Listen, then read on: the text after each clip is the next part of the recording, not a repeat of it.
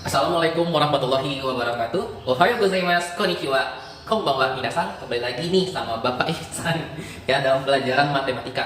Hari ini Bapak akan menjelaskan materi bab 6 yaitu teorema Pythagoras. Sudah siap? Yuk kita simak pembahasan berikut ini. Check it out. Hai. Yuk sekarang kita akan mempelajari apa sih itu teorema Pythagoras. Yuk kita simak ulasan berikut ini. Ya, Pythagoras itu kita sebelum mempelajarinya harus tahu dulu nih apa itu kuadrat dan sebuah akar. Nah, anak-anak Bapak tentu harus sudah hafal bilangan kuadrat dan bilangan akar. Ya, sudah siap untuk menghafalkan? Yuk sama-sama kita hafalkan bersama-sama. Ya, di sini Bapak udah kasih soal, ada 20 pertanyaan dari suatu bilangan.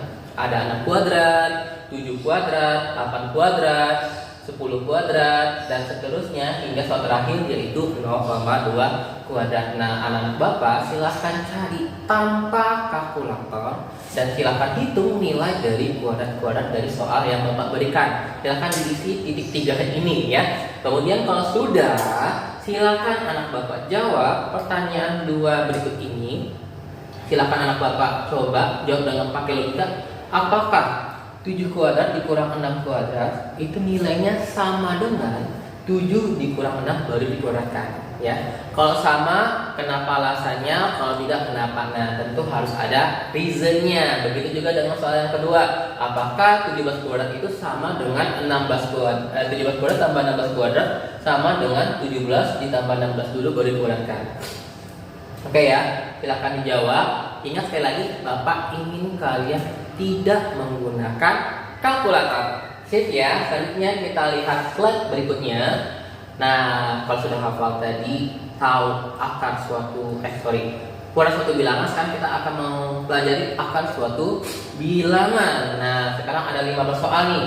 Adalah angka-angka yang sering kita gunakan dalam permasalahan Pythagoras. Ada akar 36, akar 49, akar 64, dan terakhir ada akar 729. Silahkan anak-anak Bapak cari, kemudian hafalkan, lalu nanti kita coba memecahkan bersama-sama soal dari teorema Pythagoras berikut ini. Yuk, sekarang kita masuk ke teorema Pythagoras. Apa sih itu teorema Pythagoras? Penasaran apakah itu sejenis beras? Tentu tidak ya. Jadi teorema Pythagoras itu adalah sebuah rumus yang mempelajari sebuah segitiga siku-siku. Sebuah segitiga siku-siku di mana kita mempunyai di sini namanya sisi miring, sisi datar, sisi tegak ya. Jadi yang nama siku-siku kan pasti ada dua sisi yang saling tegak lurus. Nah, yang ini sisi datar dan sisi tegaknya. Mereka berdua ini tegak lurus alias membentuk sudut 90. Nah, si Pythagoras ini mengatakan si Bapak Pythagoras mengatakan, dia berteorema bahwa nilai dari miring ini kalau dikuadratkan akan sama dengan sisi tegak kuadrat ditambah dengan sisi datar kuadrat. Nah, jadi kalau anak Bapak jumlah ini, hitung nilainya, ini berapa dikuadratin, terus tambah dengan tegaknya berapa, datarnya berapa, kemudian jumlahin, nanti nilainya pasti akan sama. Nah, kebetulan di sini Bapak udah kasih nama nih. Nama segitiga siku-sikunya adalah segitiga A, B, C, di mana siku-sikunya ada di titik A. Oke, jadi sudut A itu atau titik A bernilai 90. Good job. Nah, berarti bisa kita katakan BC kuadrat, hipotenusnya kan BC ya, sama dengan tegaknya di sini AC dan datarnya, I'm sorry, this is AB ya. Silakan dicoret, diganti. Tip ya.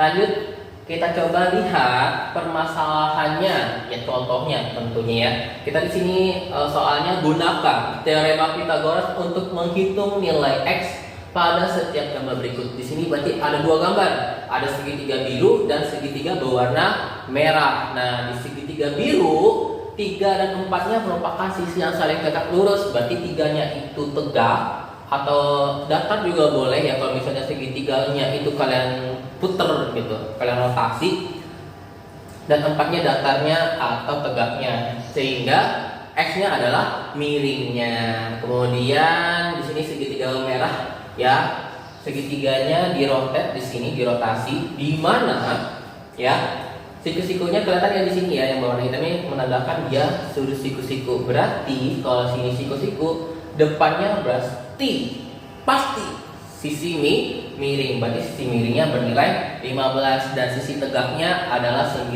dan X. Oke. Sekarang kita jawab ya. Yang pertama segitiga berwarna biru dulu yang kita selesaikan. Berarti kita tahu teorema Pythagoras tadi rumusnya apa? Sisi miring kuadrat sama dengan sisi tegak kuadrat ditambah sisi datar kuadrat. Kita masukkan nilainya. Sisi miringnya kan adalah X kuadrat. Oke, sip ya. Sisi miringnya X dikuadratin ya jadi X kuadrat. Kemudian sisi tegaknya 4 kuadrat. Ya jadi 4 dikuadratin ya 16. Kemudian sisi datarnya kan 3 jadi 3 kuadrat. Ya, berarti 9. Pak, contoh matriku dasar harusnya kan tegasnya 3 gitu. Datarnya 4. It's okay, you can flip the number. Karena kan tadi seperti yang Bapak bilang, ini kan bisa juga jadi tegak, ini bisa jadi datar. Sip ya? Gak masalah dong. Oke. X kuadrat sama dengan 16 tambah 9 sehingga X kuadrat sama dengan 25. Ingat, remember the question. Pertanyaannya adalah find the value of X. Cari atau hitung nilai X. Ini kan X kuadrat, bukan X. X kuadrat sama X sama enggak? Itu beda. Sehingga kita harus mengubah si kuadrat ini sehingga tinggal si X-nya doang. Kalau kuadratnya pindah, berarti akan menjadi akar. Akar 25 nilainya 5. Gampang ya? Jadi sisi miringnya bernilai 5. Oke, sekarang kita lanjut ke segitiga yang berwarna merah. Segitiga berwarna merah ini kita sama juga tetap menggunakan teorema Pythagoras. Sisi miring kuadrat sama dengan tegak kuadrat tambah sisi datar kuadrat. Sehingga kita tahu miringnya itu 15 dikuadratin 225 ya. 9 kuadrat adalah sisi tegaknya. Pak, kalau saya mau tegaknya X dulu boleh nggak? Ya boleh. It's okay. You can choose anything. What do you want? Oke, sip ya.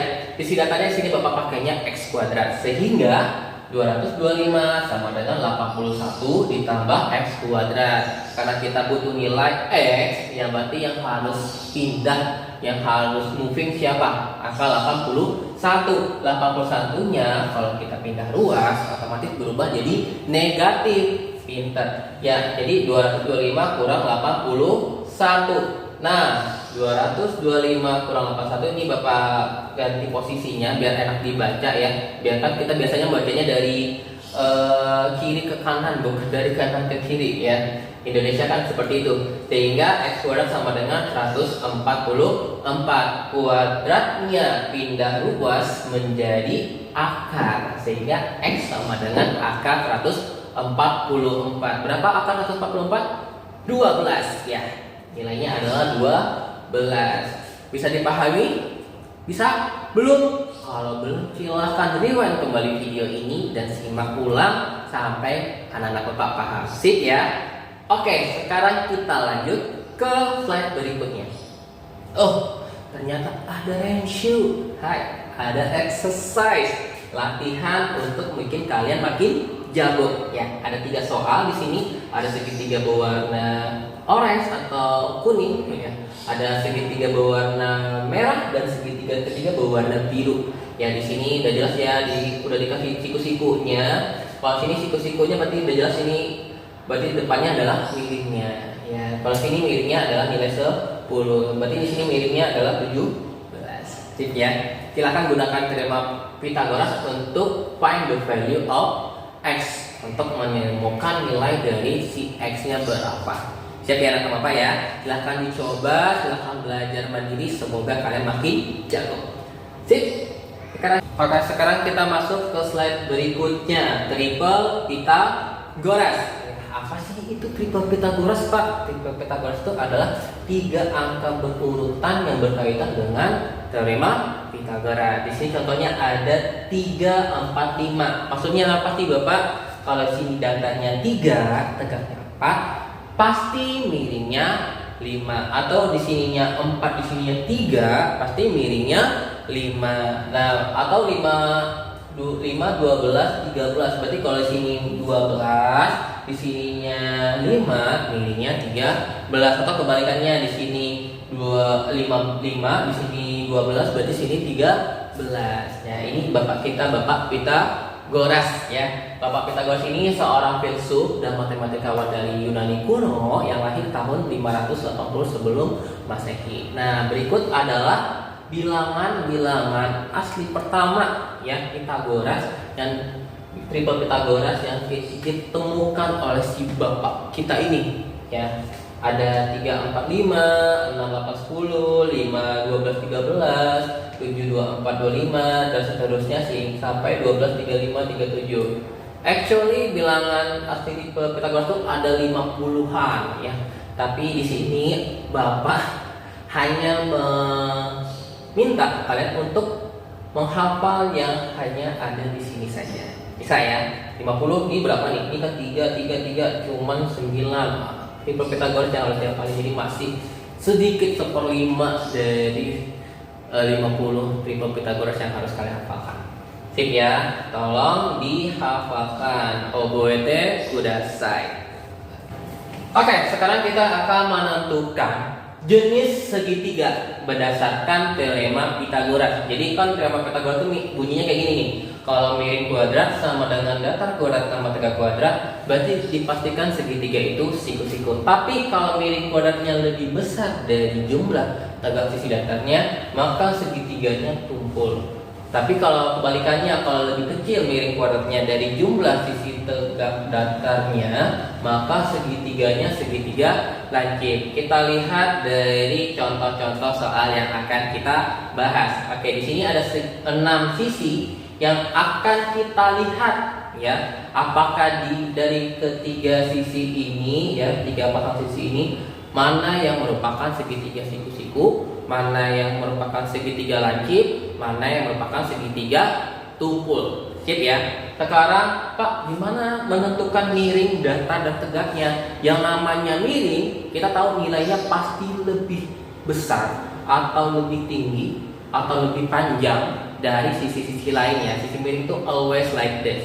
Jadi dari 6, 10, 8 untuk soal yang A, bisa anak Bapak lihat di sini miringnya udah pasti 10 ya. Tegak dan datarnya boleh 8, boleh 6. Di sini misal ya, jawab A di sini udah jelas nih. Miringnya 10. Kayak karena dia yang paling panjang. Lanjut, datarnya di sini Bapak pakai 8. Pak, kalau saya pakai 6 boleh nggak? Boleh. Oke, boleh banget. Lanjut, tegaknya di sini Bapak pakai 6. Pak, kalau tadi saya di sini 6 berarti sini 8 ya, Pak. Yes, good job Ananda. Sekarang kita masukkan ke rumusnya. Miring kuadrat sama dengan datar kuadrat tambah tegak kuadrat. Pak, selalu kayak gitu ya untuk membuktikan jenis segitiga. Iya, kita pakai yang sama dengan dulu, nanti baru kita bandingkan mana nilai kanan kirinya, mana yang lebih besar, mana yang lebih kecil atau sama. Oke ya. Sekarang kita masukkan miringnya 10 kuadrat, datarnya tadi 8 kuadrat, tegaknya 6 kuadrat, sehingga 100 sama dengan 64 tambah 36. 64 tambah 36 100. Sehingga kanan sama kiri sama, otomatis berdasarkan ketentuan di atas ya. Kalau dia sama, maka segitiganya adalah siku-siku. Ditulis kesimpulannya seperti ini. Bisa ya? Oke, lanjut soal yang B. Nah, berarti kalau ada soalnya 4, 6, 5, berarti yang miringnya mana Pak? Ada pasti angka yang paling tinggi atau paling panjang, di situ 6 cm. Berarti tegak dan datarnya adalah 4 atau 5. Sehingga kita masukkan ke rumus miring kuadrat sama dengan datar kuadrat tambah tegak kuadrat. Miringnya 6 kuadrat sama dengan 4 kuadrat tambah 5 kuadrat. Ya, 6 kuadrat itu 36. 16 tambah 25. Jumlahin 16 tambah 25 41. Ternyata si 36 ini lebih kecil dari 41. Ya, berdasarkan ketentuan tadi, kalau misalnya miring kuadratnya lebih kecil dari jumlah ya sisi dan tegak datarnya ini lebih besar, maka segitiganya adalah segitiga lancip. Ditulis kesimpulannya seperti ini. Bisa anak Bapak?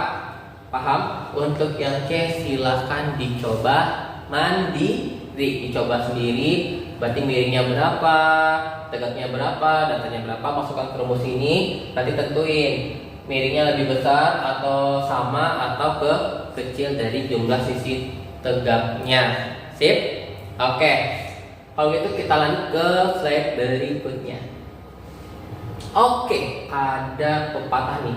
Jika engkau tidak sanggup menahan lelahnya belajar, maka engkau harus menanggung pahitnya kebodohan.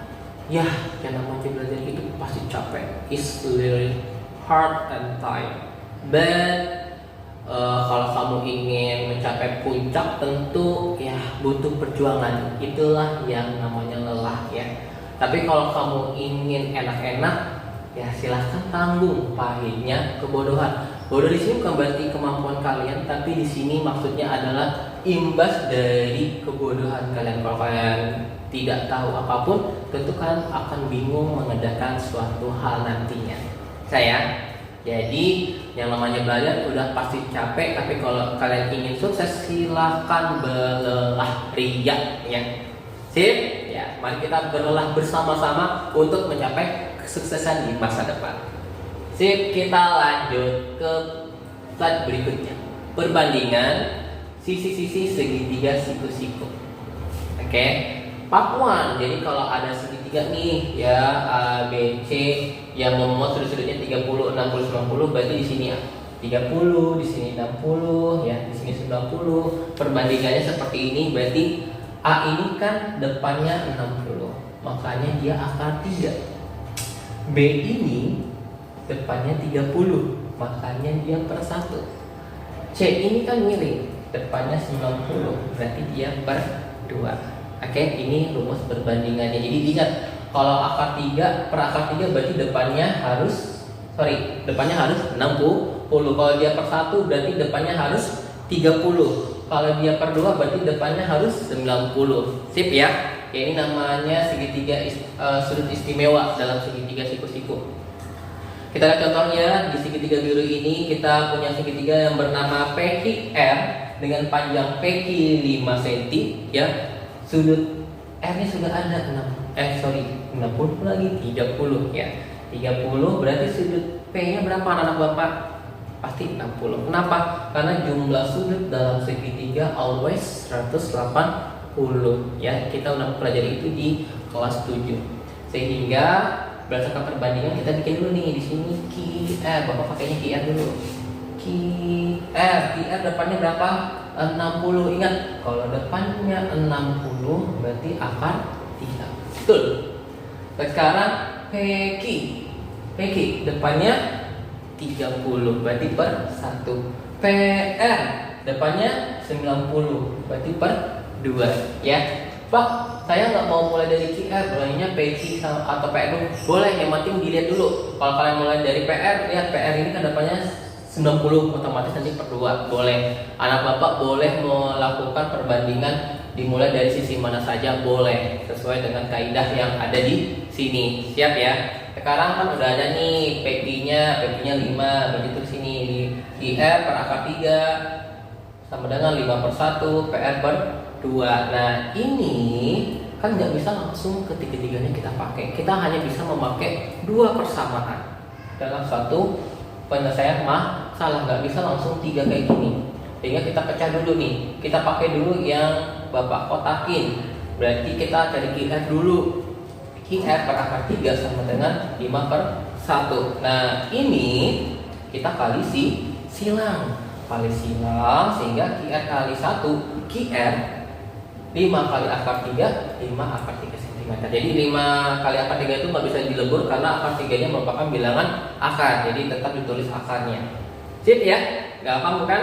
Kita lanjut ke mencari panjang PR. Oke, kalau udah dapat QR otomatis kita bisa cari PR juga. Ya, kita blok juga atau kita kotakin juga, karena kan nggak bisa juga ya langsung 3-3-nya kita pakai yang ini. Berarti 5 per 1 sama dengan PR per 2. Kali silang seperti biasa, PR kali 1 PR, 5 kali 2 10 cm. Sip, jadi panjang PR-nya 10, panjang QR-nya 5 akar 3 cm. Sip, bisa? Gampang ya? Kalau belum paham silahkan di pause videonya, di rewind dan diulang lagi dari awal sampai anak Bapak paham. Bisa? Sip ya. Kalau gitu kita lanjut ke part 2 dalam perbandingan sisi segitiga siku-siku. Oke, di sini berarti kalau misalnya terdapat segitiga siku-siku yang sudutnya 45, 45, 90, Pak. Bagaimana perbandingan nilai sisi-sisinya? Ya ini. Kalau sisi tegaknya depannya 45, berarti dia per 1. Yang kalau ini depannya 45 juga berarti per 1. Berarti khusus C, dia yang miringnya akan 2. Berarti beda dong, Pak, sama yang sebelumnya. Betul, exactly. Literally is so different. So, kalian jangan kebalik-balik. Jadi dibaca soalnya kalau sudutnya 45, 45, 90, perbandingannya seperti ini. Kalau tadi sudutnya 30, 60, 90, soalnya seperti itu. Ya, perbandingannya tadi yang A per akar 3, B per 1, C per 2. Tapi kalau untuk yang 45, 45, 90, perbandingannya seperti ini. A per 1, B per 1, C per akar 2. Kita lihat contohnya, masih dengan segitiga biru bernama PQR, ya, dengan sudut di sini R-nya 45, otomatis di sini juga 45, ya. 45 ini kan 45, 90 tambah 90, 180. Sip. Hitunglah panjang QR dan PR dari segitiga PQR di samping. Dah, sekarang kita jawab. Oh, ada yang hilang ya rumusnya di sini. Oke, PQ per 1. Ya, Pak, aku mau QR dulu boleh ya, tapi kita ikutin dulu ya. Di sini Bapak bikinnya PQ per 1 sama dengan QR per 1 ya, karena depannya 45 sama dengan di sini harusnya ada PR ya, PR per akar 2. Di sini hilang. Sorry banget. Nah, kan seperti Bapak bilang tadi, nggak bisa kita menggunakan 3 persamaan sekaligus untuk menyelesaikan suatu permasalahan. Jika kita pakai 2, kita kotakin dulu nih 7 per 1 sama QR per 1. Oke, QR nya dikali 1 QR, 7 kali 1 7 cm. Oke, sip. Lanjut kita cari PR nya. Pak, emang bisa Pak pakai yang QR per 1 sama dengan PR akar 2? Boleh, karena kan QR nya udah dapat. Tapi kalau kalian mau pakai yang 7 per 1 sama dengan PR per akar 2, boleh juga. Boleh banget. Sehingga 7 per 1, ini Bapak pakai QR karena QR nya udah dapat 7, sama dengan PR per akar 2. PR kali 1 PR 7 kali akar 2, 7 akar 2 cm. Jadi panjang PR segitiga ini adalah 7 akar 2 cm, panjang QR nya 7 cm. Sip, bisa ya. Kalau begitu cukup sekian pelajaran kita hari ini. Semoga bermanfaat. Silahkan diulang-ulang, dicoba-coba dan dicobakan latihan-latihan yang ada di buku kalian. Semoga semakin lancar dan jago. Di sini ada sebuah quote lagi di akhir pembelajaran kita. Seperti biasa ya, Pak Isa selalu ngasih quotes nih. Seiko no fukusu wa seiko suru koto. Ya, balas dendam terbaik adalah menjadi sukses. Jadi kalian itu tidak perlu membalas perkataan jahat orang, perbuatan jahat orang. Cukup kalian menjadi sukses dan bungkam orang-orang tersebut dengan kesuksesan kalian. Siap ya? Oke, cukup sekian dari Bapak. Terima kasih atas perhatian kalian. Sampai ketemu lagi di pelajaran selanjutnya dan sukses untuk ujian bab 6 nanti. See you.